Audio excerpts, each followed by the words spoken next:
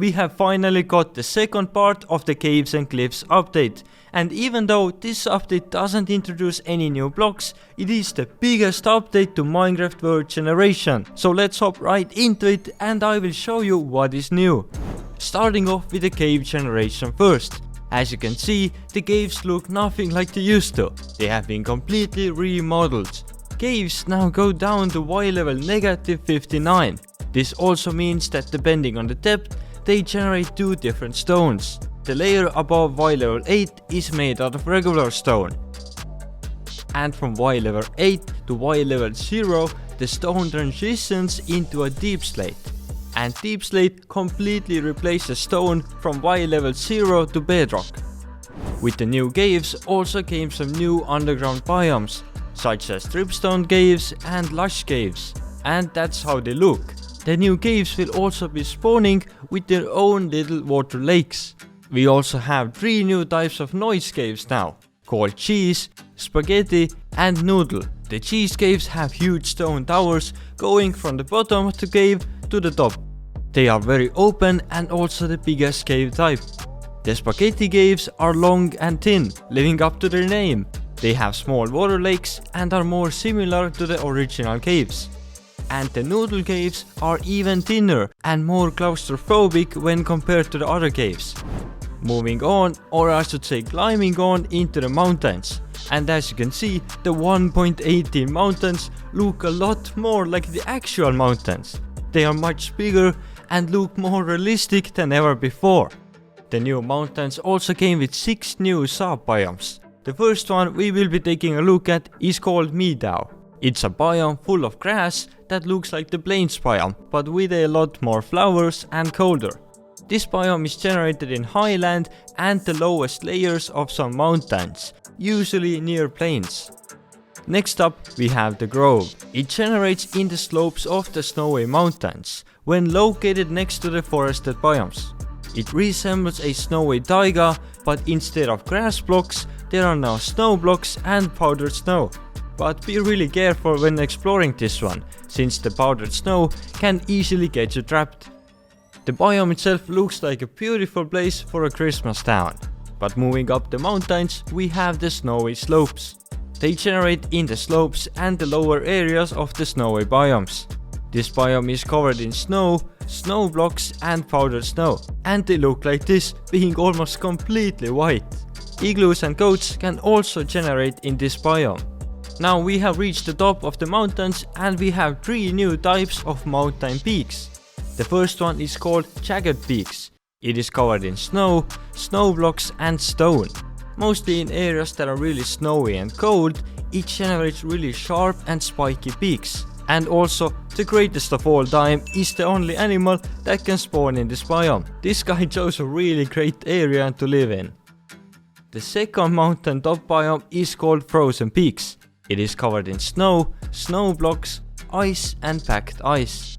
It tends to generate smoother peaks in areas with snowy and cold biomes, but the length of the peaks can be different. And last but not least, we have the Stony Peaks. This is a warmer mix of the both, the Jagged Peaks and the Frozen Peaks biomes. It generates when a mountain peak is close to any warm biomes, such as savannas and jungles. And that's why it doesn't generate any snow at the top of the mountain. The biome itself is mainly covered by stone with large strips of calcite and exposed ores. But the mountains are not the only thing worth exploring, since there are even more updates in 1.18, which are the ore veins. The large chunks consist of different rare ores and some other blocks. Above the Y level 0, the ore veins consist of copper ore mixed with granite.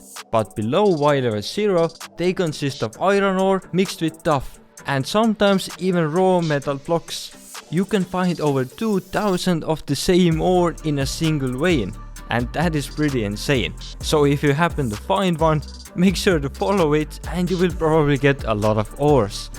But let's talk about the overall world height now. The total world height has been increased to 384 blocks, expanding 64 blocks up and 64 blocks down. So the new sky limit is Y level 320, and the bottom of the world will be at Y level -64. That means there is a lot more room to build super high buildings, but also the perimeters will have to be dug a lot deeper.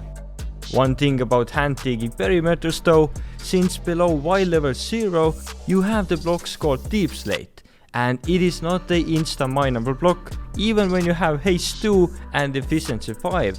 So hand dug perimeters will take a lot more time now. But with the new world dimensions, the cloud level is also changed. Previously the clouds were at Y level 128, but now the clouds start at Y level 192. You might also think that what happens to my old worlds with the new update? Do I have to start over from 0? And the answer is no. You won't have to make a new world. The previous biomes, terrains and new chunks will seamlessly blend in and everything will look smooth. The old bedrock layer between Y level 0 and Y level 4 gets replaced with deep slate, and a new bedrock layer will be generated between Y level -64 and Y level -60. So don't worry, your current world will be just fine and you can keep playing on them. The third biggest thing in this update would be the new ore distribution. In the other version, the ores generated quite a bit differently.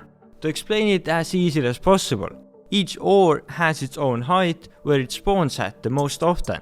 You can pause if you need to, but this explains the new ore generation pretty well. So now when you want to find iron for example, you will know on which level it spawns at, and you can just mine on that level. Unlike in the previous versions, when you had to randomly mine around and hope for the best. This is a good time saver and a great update. Also few of the smaller updates now. We now have a new type of music disc and it sounds like this. Not exactly something from Beethoven, but it sounds pretty nice. There are also 4 new advancements. For example, the Star Trader. Trade with a villager at the build height limit. And here you can see all of the 4 advancements and what you will have to do to get them. Another pretty nice update is that mobs only spawn at light level 0 now, not at light level 7 as it previously was. This means that it's much easier to light up the area around your base. And this also allows for much nicer looking lighting, since even light level 1 is enough to not make the mob spawn. And also making the light emitting blocks actually useful in your builds. Thank you Minecraft, I can finally remove the ugly torches from my beautiful walls and I don't have to worry about the creeper just spawning. Minecraft will definitely look different from now on, and I hope there are many great updates ahead. Make sure to subscribe if you found the information useful and be on the lookout for the diamond ore veins in the new caves. See ya!